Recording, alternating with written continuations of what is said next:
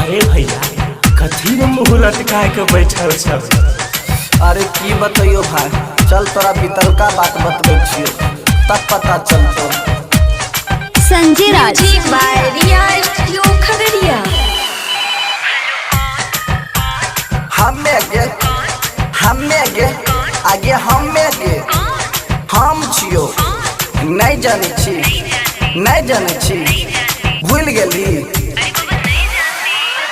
Number पे वकरा जे केलिए हमें फोन, आ दोसर उठा लेलके कहै छै कौन।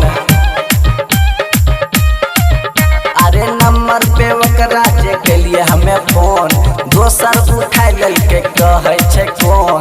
थोड़ा लेलिए देखो हमें नंबर केलिए चेक, सही नंबर पे कहै छै हेलो हेलो कौन।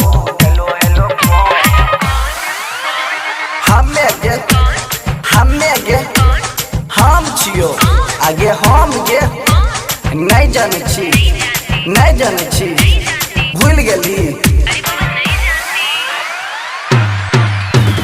आगे हमर जान तो हमर पहचान, हम तोहर जान छी तो हमर प्राण।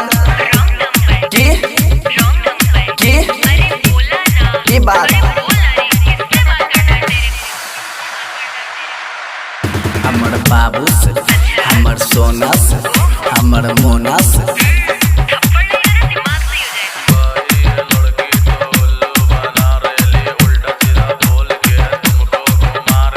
ऐसन बात नहीं छै रे, प्यार उ करे छै रे, यह नंबर से रोज दिन बात करे छै रे।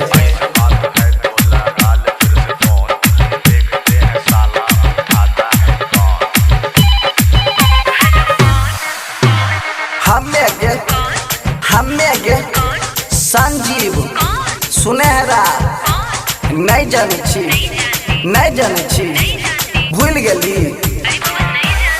संजय राज आगे हमर जान तो हमर पहचान, हम तोहर जान छी तो हमर प्राण।